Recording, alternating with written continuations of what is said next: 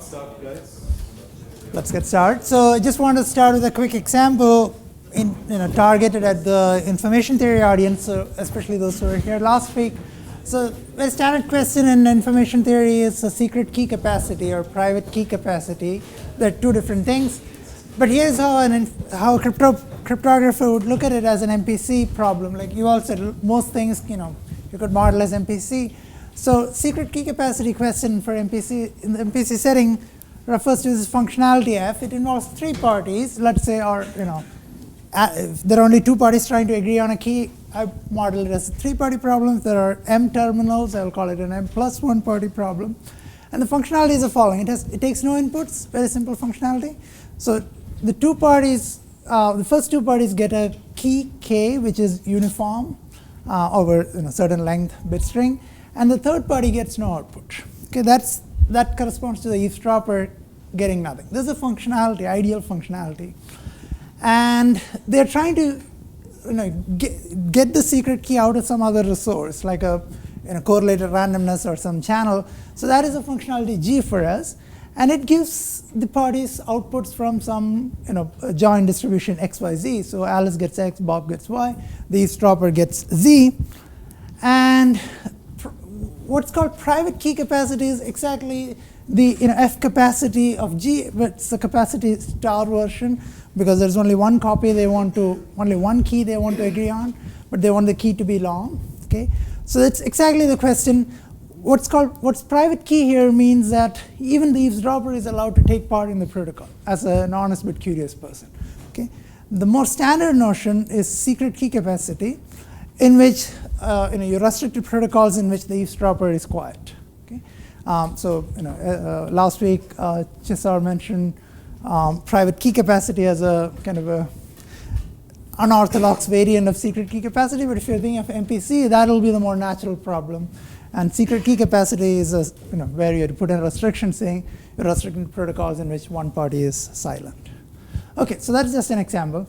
But here's what I want to do, but I'll try to do it quickly. This was covered last week too, but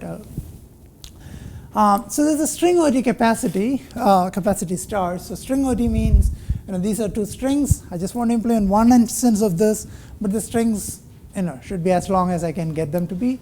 And GSC is a generalization of the binary erasure channel. It's a little more, and I'm going to write it a little more generally than what's originally called GSC in the Cesar paper of 2007. This version is there in their journal version. So it's basically a mixture of two channels. Okay, so the channel, calling it W, is a mixture of two channels, W0 and W1. What that means is that when you send something through the channel with probability P behaves like W0, and with probability 1 minus P behaves like channel W1. Okay, and this P is, this choice is made independent of everything else. You flip a coin each time, and you decide to be like W0 or be like W1. Think of W0 as a non-erasing part of the channel, so this, and W1 as the erasing part. That is if you were to model the binary erasure channel as a generalized erasure channel.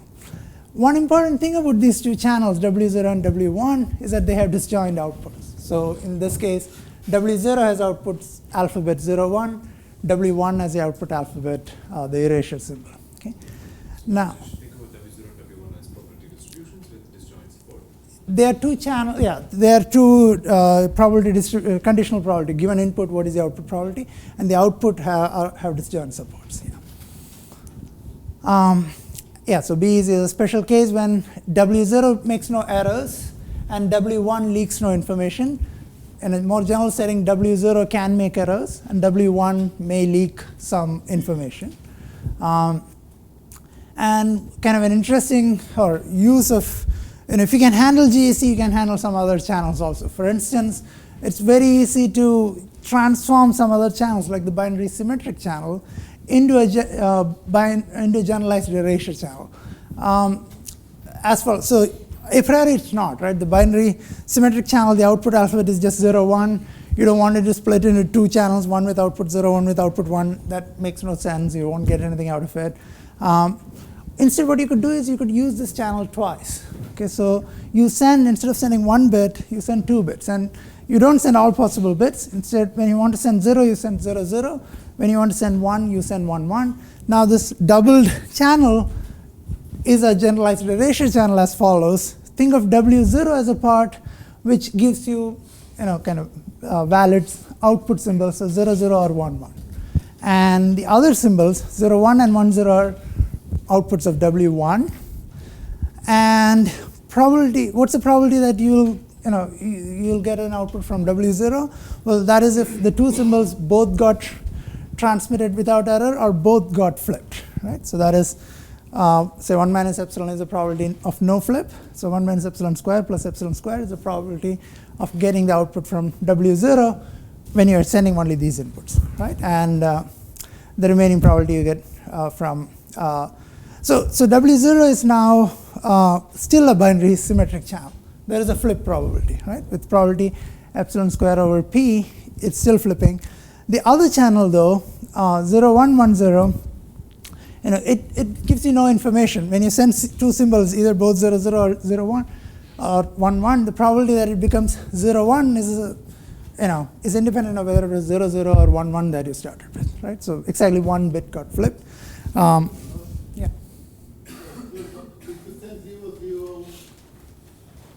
You might get 0, 1. Which part?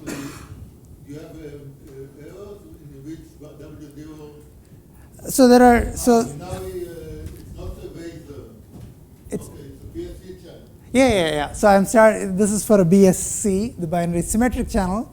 So yeah, when you send two bits, either both, there is no erasure now. There is, both bits can get flipped or not flipped. That is W0. Exactly one bit gets flipped.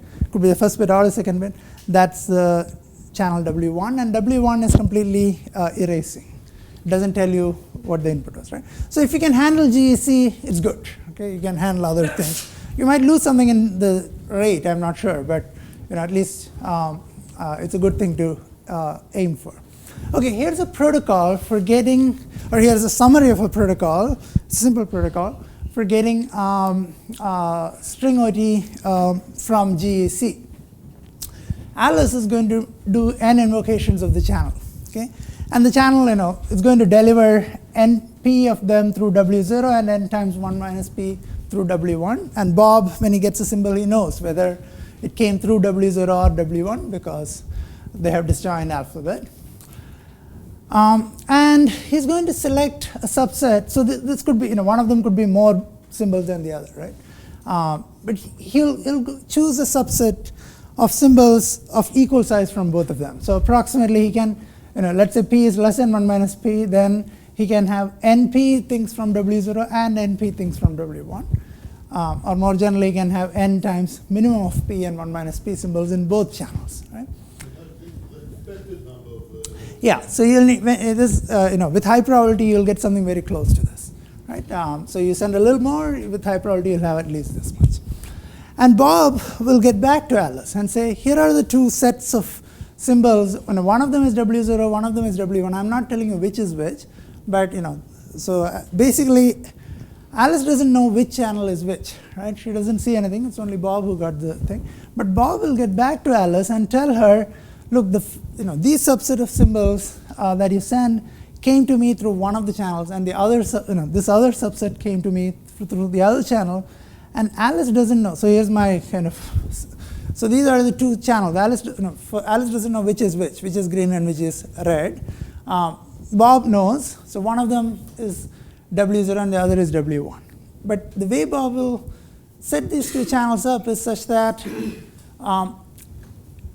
YB is the one he gets through W0. So for instance, if his choice bit, we are trying to implement string OT, so his choice bit is B.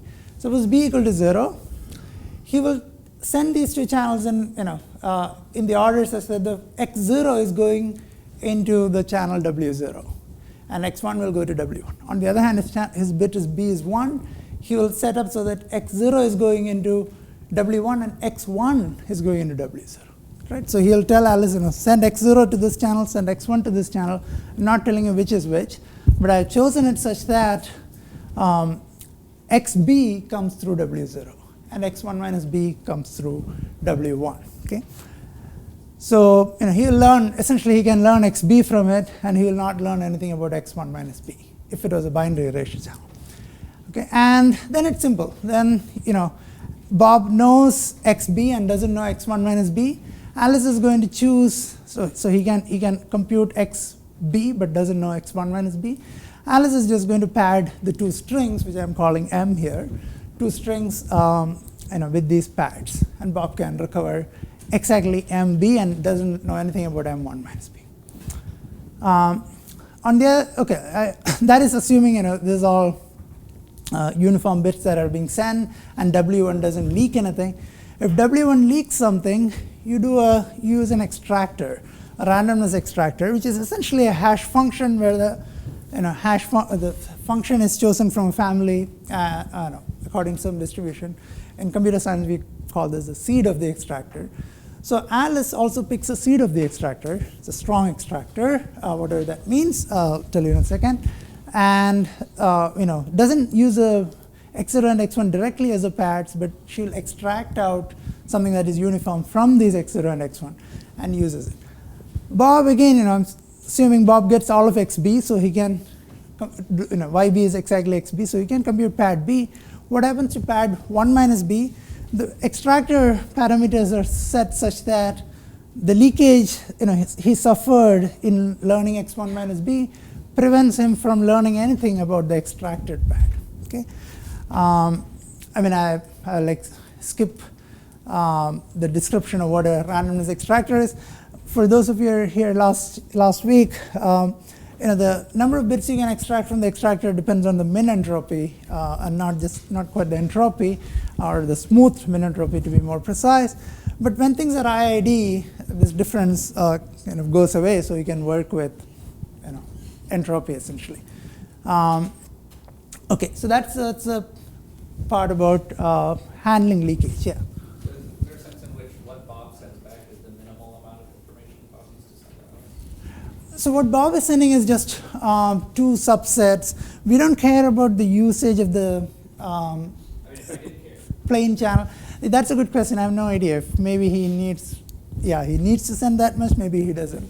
I'm only going to focus on the F capacity of G. So only the usage of G is of interest here. But the other problem that we could have in a generalized ratio channel is errors. Right? The channel W0 may have errors. Then what you do is you need to have some extra information sent across so that Bob can error correct. Okay, and so for both of this, Alice will compute some delta, some encoding. It's again some sort of a hash function, something along the lines of, for the information theory people, it's a Sluppy and Wolf kind of thing. And this information will let Bob decode or correctly find out what the original XB was, even if he had error. Okay, and the main point of this delta 0 is it's kind of as short as it's only as long as it needs to be.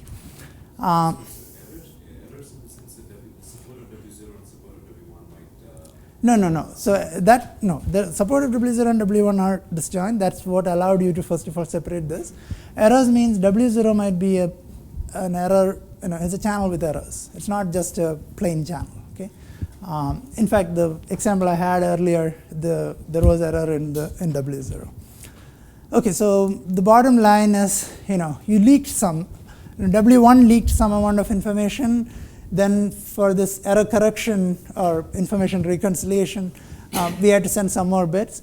All this needs to be given up when you're extracting. You extract only what more you can get. And that comes out to something like this. This is just a bound. You could, this is a capacity. I didn't explain this notation, but standard notation information theory, I guess. Capacity of the channel W0 is the maximum rate at which you can communicate over W0 with error correction and so forth. And this is the capacity of W1. So you lose the gap between two. Can actually do a little bit better than that. This red thing can be replaced by this. Capacity, to achieve capacity in W0, there's a certain distribution from which you'll send your inputs. But you don't care about maximizing capacity of what you send through W0. You care about maximizing this difference. So the maximization is done to maximizes difference. But so that's the bottom line. So this is a also the HSR results on achievability of string OT capacity from GAC. Any questions? Okay, I want to move on to another question which came more from the crypto side of things. So string OT is nice, but it's not quite what we want if you are doing secure multi-party computation with it. What we want is actually many, many instances of bit OT rather than one big instance of string OT. Okay, so we are interested in getting capacity, not capacity star often. So here's a question of getting bit OT from the binary symmetric channel. So if you had binary erasure channel, I already had this protocol here, right? You can get at rate half, you can get bit OTs from binary erasure channel. Bob just needs to collect pairs of indices, one erased and one non-erased, and send it back. So is it optimal? Yes, so except I might be forgetting something, but it is. I mean, I don't have it worked out here, but there are tools here which will let you figure out that it's optimal. Yeah. So here you have to. The BC has a parameter, right? So. Good question. I said here my BAC is half. My BAC was half. This epsilon here was half. Otherwise, you have to it'll affect the rate. And whether you can do better than that, I suspect not. But I haven't done the numbers. Depends on the BEC. Yes. But not in an obvious 1 over the capacity of the BEC. It would be the probably for BEC it will be the minimum of the HP and minimum of P and 1 minus P. Okay, that's what I would guess. Okay. Okay, but the question is, that is binary erasure channels. Things get much trickier when you want to do it over BSC. So you might ask why. We already figured out how to do string OT. Okay, so why don't we just do that? Why don't we first get long strings and then convert them to many bit OTs? Unfortunately, that's bad. Once you get just one big string OT, you have thrown away a lot of what you started with. In fact, if I give you one string OT, from that you can get only one bit OT. Okay, even if you amortize it, it's only rate 1, independent of how long the string is. Okay, and that's something we'll see later how to prove that. So that's a bad idea. There's a remarkable result by Harnik, Ishai, Kushlowitz, and Nissan or Nissan? Oh, Nelson. Sorry, Nielsen, Jesper Nielsen. That you can actually get positive capacity. What is the right capacity? We don't really know, and you'll see this protocol is there are many layers to it, so it's very hard to see how to improve it. But presumably is not the optimal rate. You can do better than that, but at least it shows you can get something. Works in 2 steps. First, we get a GAC. This is an easy step from the binary symmetric channels, a little bit like what I already showed you, but you might want to get the BSC part of it to be of much less error, right? So that's the first part, and the second part is this is the hard part. Amplify this GAC and make it into a BEC. Okay, and once you have BEC, that's basically bit OT. That's Rabinotti. Okay, the easy part is exactly what it's exactly what I already told you, except instead of sending 2 bits at a time, encoding your 0 as 0, 0 and 1 as 1, 1, you encode 0 as 0, 0, 0 D bits and 1 as 1, 1, 1 D bits. Okay, and D will be a parameter we will choose.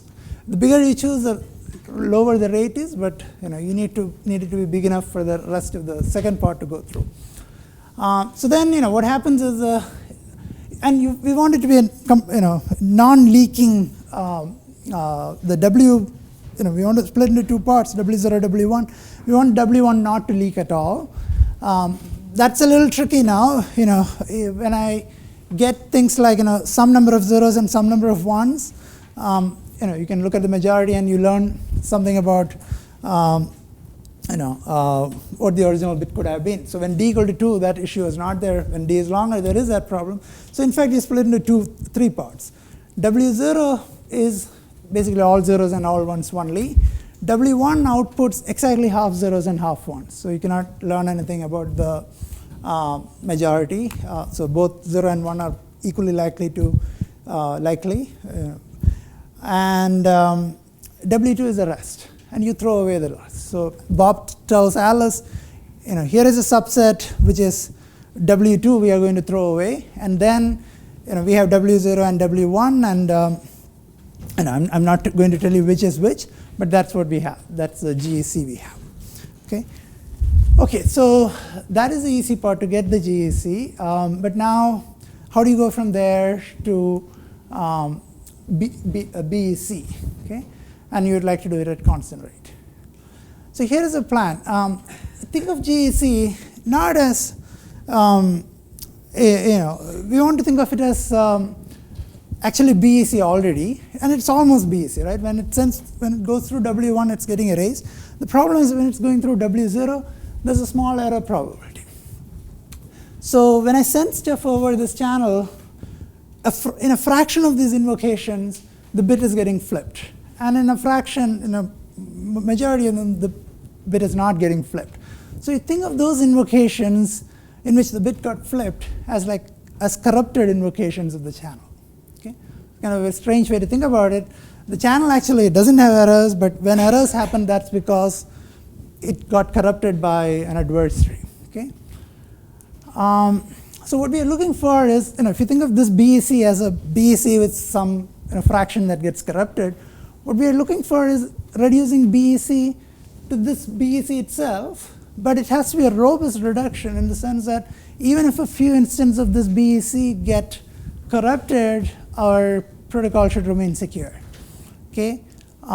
So this notion in cryptography, notion is called a combiner, where you're reducing a primitive to itself, to many copies of itself, a fraction of which could get corrupted, and you want to be robust against that. So that is a non-trivial part here. How do you do it? I'm just going to give you a very quick sketch. This is a very remarkable way of kind of repurposing an MPC protocol. And Yuval and others came up with this idea of MPC in the head, where you're not using the multi-party computation protocol for actually doing MPC. It's used as an encoding of computation in a robust way. So take a multi-party computation protocol with honest majority, the kind, one kind that you all already mentioned. Let's call that protocol capital Pi. And this protocol implements some n instances of BEC. Okay, that's how we are eventually going to get our BEC out. But this protocol involves many parties, M servers, and we have only two parties, Alice and Bob. So what is the use of this protocol? Well, imagine running this protocol in which each of these servers is virtually implemented using another protocol by Alice and Bob. Okay, so we're supposed to have these M servers, but instead Alice and Bob will implement that protocol. So implement that server. So server is some sort of a trusted third party, if you will, right? And what are MPC protocols good for? They're good for implementing trusted third parties when they are not present. So Alice and Bob can virtually implement this trusted third party, each server here. And that's done using another protocol. Okay, so let's call that protocol little pi. And it is this protocol that will use, so now it's a two-party protocol. So we cannot use honest majority. We need some resource. We don't want to use cryptographic assumptions, complexity assumptions. So instead we use our BEC channel. Okay, this once we are given. Okay, yeah. What's MM? It's like a security parameter? Yeah, it'll be related. And n. What's that again? What function are you computing? They are computing n copies of BEC itself. Okay, that's a functionality you're implementing. And the little pi is implementing the server's protocol, server's program in the capital Pi protocol. Okay. So the actual BEC implementation is done by the capital protocol Pi, and the little pi is implementing the server's program in Pi. It's not the most straightforward way to use protocols.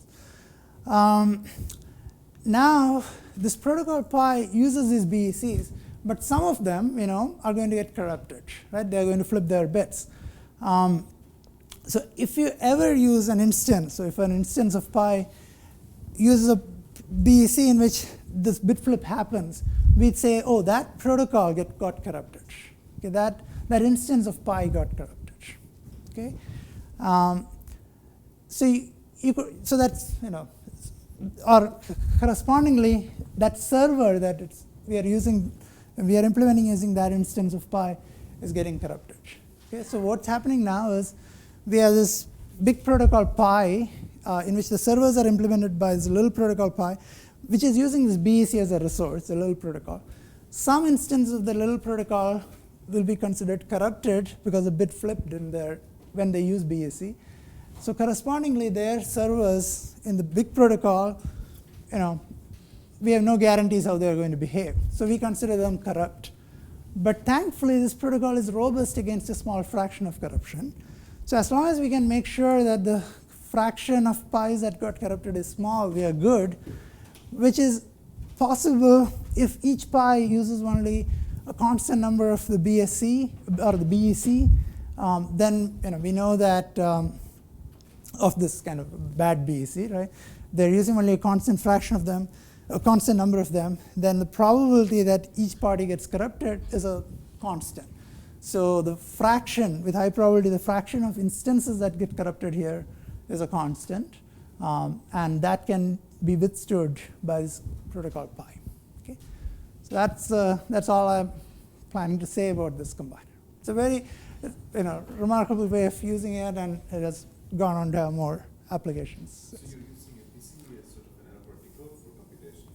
Yes. It's an encoding of the computation, and instead of taking a small circuit, standard circuit representation, you're using some protocol representation. Okay. So if you didn't care about the rate, then there's very simple things you can do, right? Just like computation. Yeah, if you don't care about the rate, you could, for instance, the first one I told you that you can, that D, you don't take the D as a constant. You'll get negligible rate though. Secrecy, right? So like an OT combiner is not completely trivial even if you don't care about the rate. Isn't this just in the case where you have, so if you get half, then you know that it's erased, right? There's no leakage. Yeah, I mean, if you did the D thing, I was saying your rate will be like exponentially small. That'll be so if you want polynomial rates, yeah, it's not true.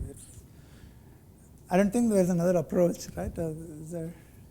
I mean, this works, so you don't have to look for other things, but okay, and it's a very useful thing in general. Okay, so now I reached the part 2. So the repetition actually improves error correction, but it kills the secrecy, right? So you have to do something like XOR secret sharing improves secrecy, but it kills error correction. You have to do something in between. Yeah, if you just repeat, secrecy is still fine because you're throwing out a bunch of things. It'll reduce the rate in some sense. The way at least I was presenting it. If you want to keep the rate, yeah, then there is leakage and you have to handle the leakage. Okay. Okay, so now, so far I talked about achievability. Now I'll talk about the converse, and then hopefully I'll have a little bit of time to talk about active corruption also. So far we are talking only about semi-honest. But semi-honest actually makes it stronger for converses. So by the way, what is converse? It's a terminology from information theory literature. It's basically limiting the efficiency of constructions. Okay, so achievability is like building constructions, and this is like the converse of those things that you cannot do. So in information theory, they talk about you're upper bounding the capacity, so F capacity of G. Computer scientists are more used to calling this lower bounding kind of G complexity of F, right? So we talk in terms of complexity, not capacity. So so it's like the 1 over the rate is what we are talking about as a complexity. But I'll just, people get confused if you say upper bounding, lower bounding, so I'll just say something more explicit here. Okay, so we want to do this, for OT capacity. There are many results, many techniques. Evgeny Dodis and Silvio Micali had something about OT capacity way back in '99, and since then we have had several results. In the setting of secret key capacity, which is also an instance of MPC, Ulster, the Chisar had they figured out the exact capacity in '93. Well, not sorry, they didn't figure out the exact capacity for multi-terminal. It's still there are improvements, and Gohari Anantaram is the latest, as far as I know. Okay, so let me come back to this example I mentioned in the beginning. Suppose I've already got string OTs, and now I want to convert them to bit OTs. Okay, so this is just a motivation rather. I won't solve it yet. So question is, maybe I could have longer strings in my string OT. I just have one instance of string OT, but by choosing longer strings, maybe I can get many bit OTs out of them.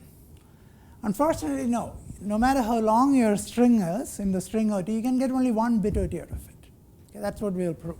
Well, this by itself is actually not very surprising. You might say, okay, that's intuitive because even if you have a very long string OT, there's only one choice bit that Bob has. Okay, so Bob is, the information that Bob has that is hidden from Alice is just one bit. And in bit OT, you already need that kind of hidden bit. So it's understandable that if you were to get two bit OTs, you had to have somehow 2 bits of Bob's input that had to be hidden from Alice, whereas string OT only gives you 1 bit. But here's another more confounding question. What if I change the problem to give you what I'm calling symmetrized string OT? In symmetrized string OT, so Alice has 2 strings, and Bob has a choice bit, and Bob is going to end up with SB.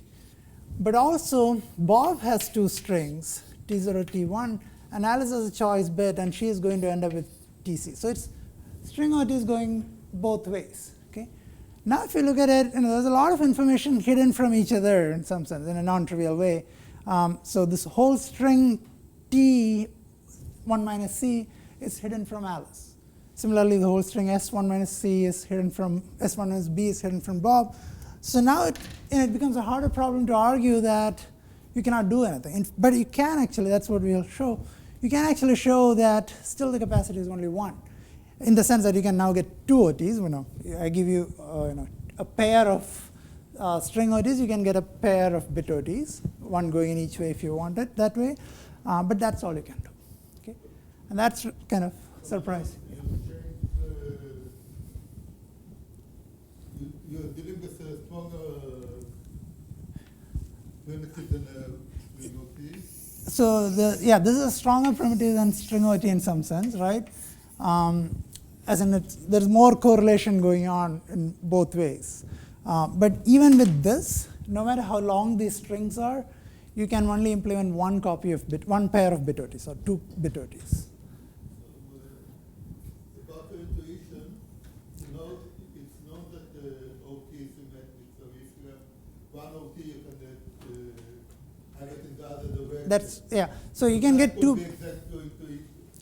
But for string OT, it's not symmetric, right? So bit OT is symmetric. String OT is not symmetric. But this is making it symmetric. Okay? Yeah. Even with the symmetrized version, you can get only 1 bit OT. That's what we want to prove. So I'll get to proving that. But before that, I'm going to switch to, we're talking about functionality so far. I'm going to switch to sampling, or in information theory terminology, it's the source. Okay, it's basically correlated random variables given to Alice and Bob. It's all 2-party for us. So a source corresponding to a functionality will basically be, there is no input. Alice gets an output, which actually corresponds to her input and output in the origin in a functionality with inputs. And similarly, Bob's output B prime is his input and output. So it's like somebody sampled inputs for you, ran the functionality, produced the output, and gave you the input and the output. You don't get to choose your input, right? So this would be like a source corresponding to a functionality.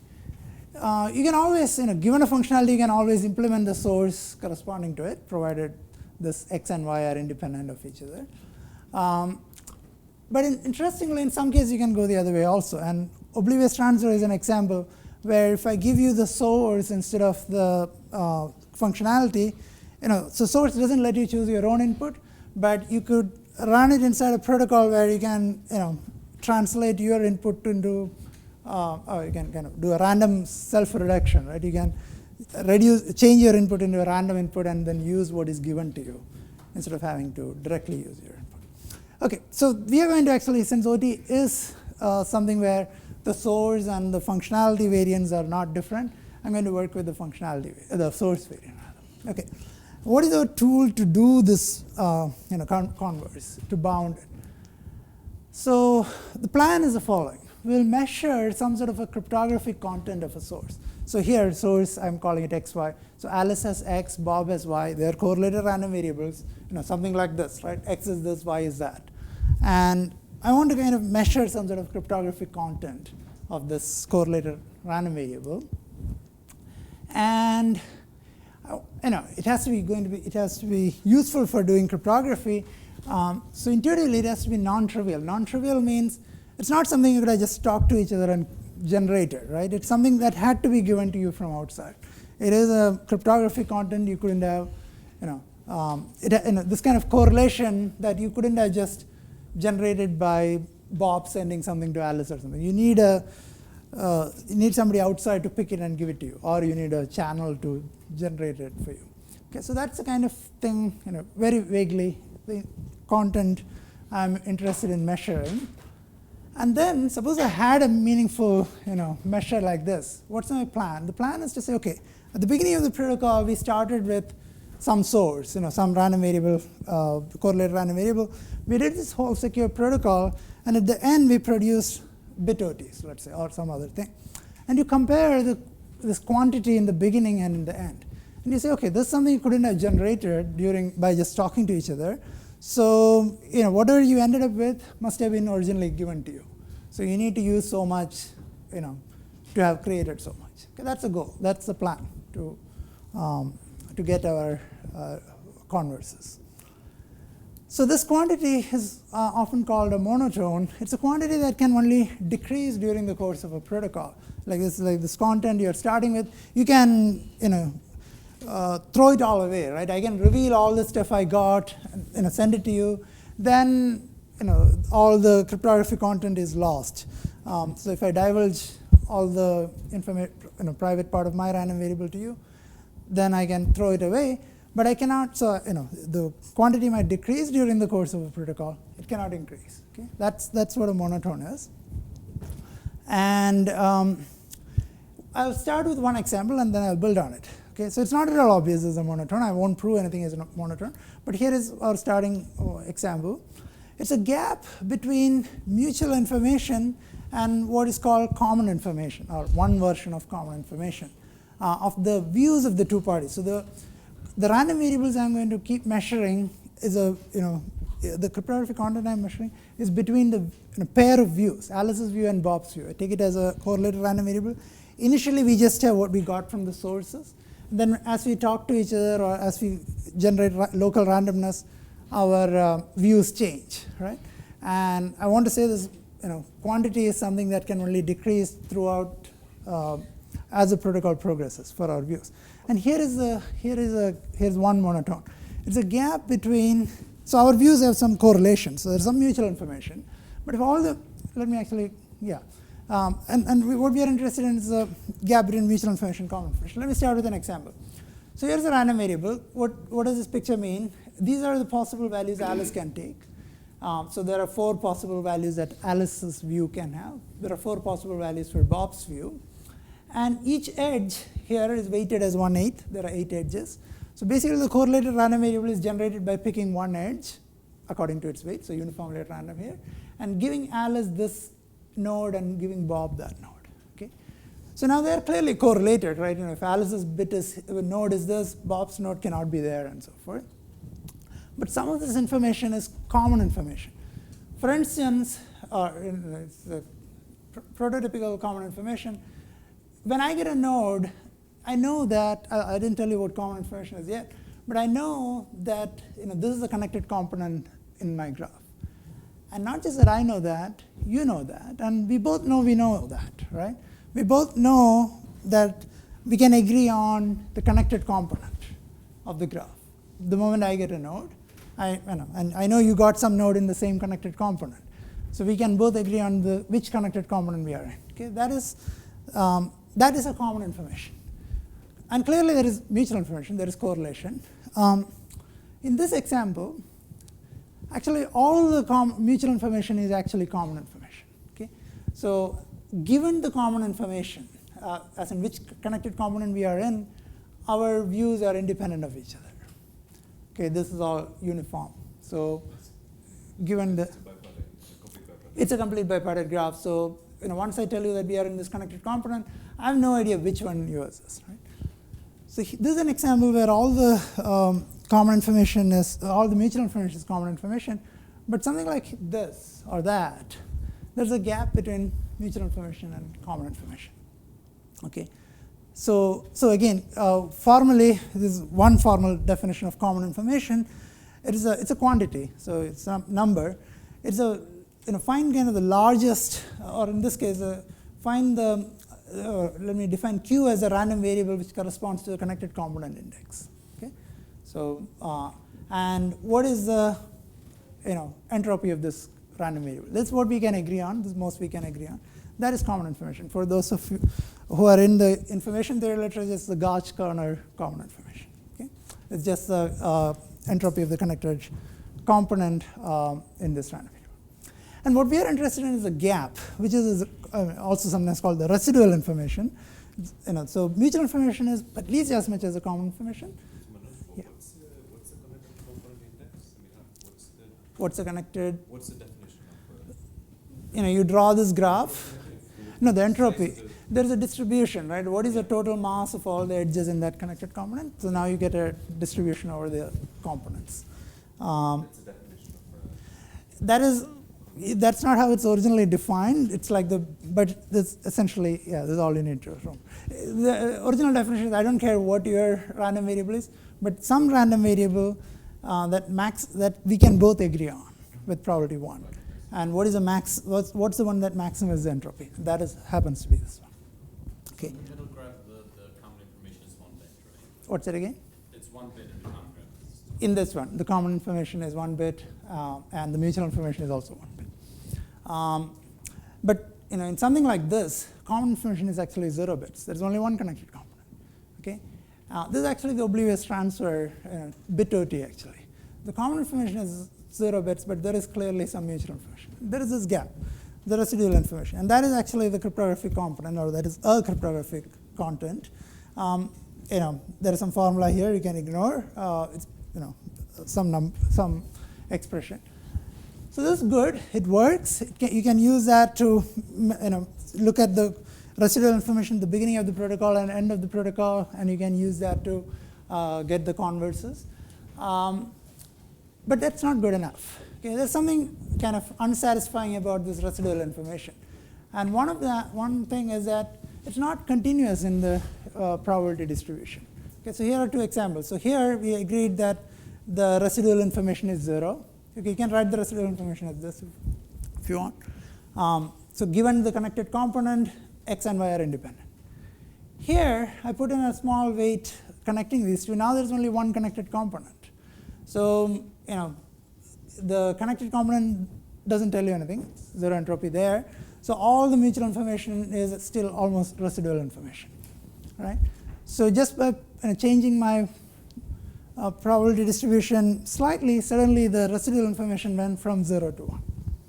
Okay, so that's not good enough, and it doesn't capture exactly all the kind of levels of non-trivial correlation that we could use in cryptography.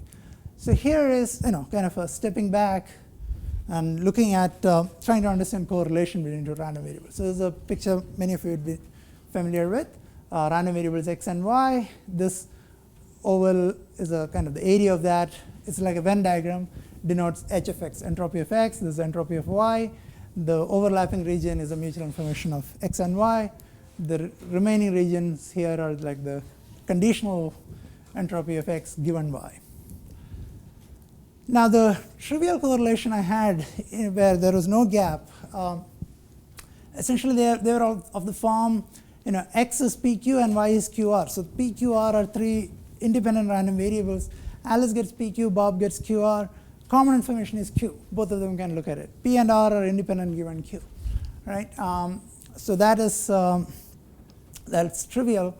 In which case, Q exactly captures a correlation, but doesn't have, in general it's not going to be the case. There may not be a random variable which exactly captures it. Gauss corner common information was trying to find the one that is sitting inside both x and y. Both x and y can agree on it, and it's as big as possible. It covers this as much as possible. There's another variant of common information called Wiener common information, which if you look at this picture, it makes sense. It's trying to find the random variable which is the smallest, but which covers this entire thing, in the sense that given this random variable, x and y become independent of each other. Okay? And you would like to find the smallest such. But you don't have to stop at that. Here's what we do. Consider any random variable, q. Okay? And you look at how well it covers this, how well it captures exactly all the correlation. Okay, so it doesn't exactly capture. Okay, so let's look at what is left out. There is this region, which is basically the common I of xy given q. Okay, so what q couldn't capture. Then there is this region, which is q kind of spilled over, okay, into x. So there is mutual information between x and q after giving y. So q is not quite common information, and there is a symmetric region here, I of yq given x. You look at these three quantities as a triple, and you can do that for every q, right? And if I could find a q which exactly fits here, all these three quantities simultaneously go to 0. In fact, I could take q to be, let's say, x. Then this will go to 0, this will go to 0, but this will be h of x given y. Or I could take q to be y. The trouble I will have is finding a q that will make all these simultaneously go to 0. I can make any two of them go to 0 easily. Okay, the trouble isn't getting all three of them go to 0 simultaneously. So I'm going to look at this set of points that I can get in the 3D space of these triples, right? So all A, B, C, such that A is the first coordinate, B is the second coordinate, C is the third coordinate.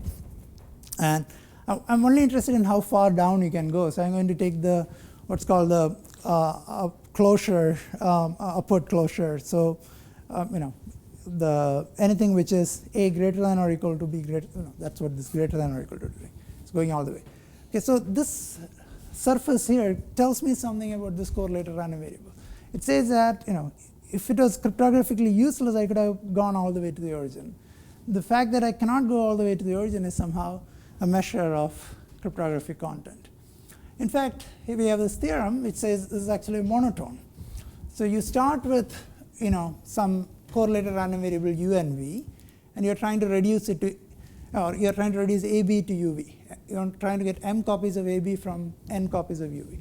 So you measure it's called the tension region, measure the region of UV, and and then we start talking, our views evolve. Okay, what happens to this region? It can only keep coming towards the origin. Okay, it cannot go up. Okay, so that is what this subset notation means. The region grows towards the origin, and then what happens at the end of the protocol? We have our views. We need to produce our output. So we are going to derive our outputs from the view. We are going to erase some of our views. If you just allowed me to erase views, then it won't be a secure protocol. But if you securely erase views, which means you erase views in a way that can be simulated. Okay, since I'm out of time, I'll just say if you securely derive the output from the view, then again this holds that in a new view, which is now the output, can only have less tension. It can only get closer to the origin. Okay? So that is a monotone we can use, and that gives you an immediately tool to bound the rate, because these n copies of xy IID copies, their tension will be n times the tension region of one copy. I'll just skip over these. Says that previous tools that were developed along the same lines all show up somewhere in this, and some new things also show up. Okay, and it is this new thing that showed up that allows us to actually find that the bit OT and the string OT. So string OT's shape looks something like this. As the strings get longer, these points go further and further, and bit OT is somewhere here. But then there is this point in the plane here, xy plane here, which doesn't go any further. It just stays there no matter how long the strings are in the string OT.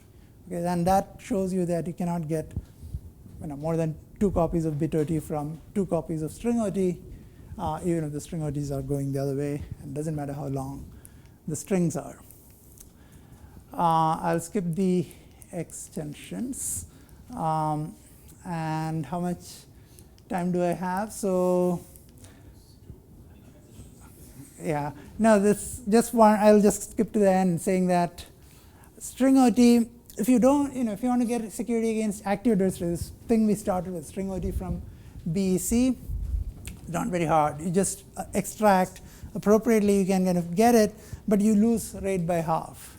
But there was this work by Kruppa and Savitas, and later by I think Pinto et al., who show that you can actually get the same rate we had for semi-honest case, but only for standalone security.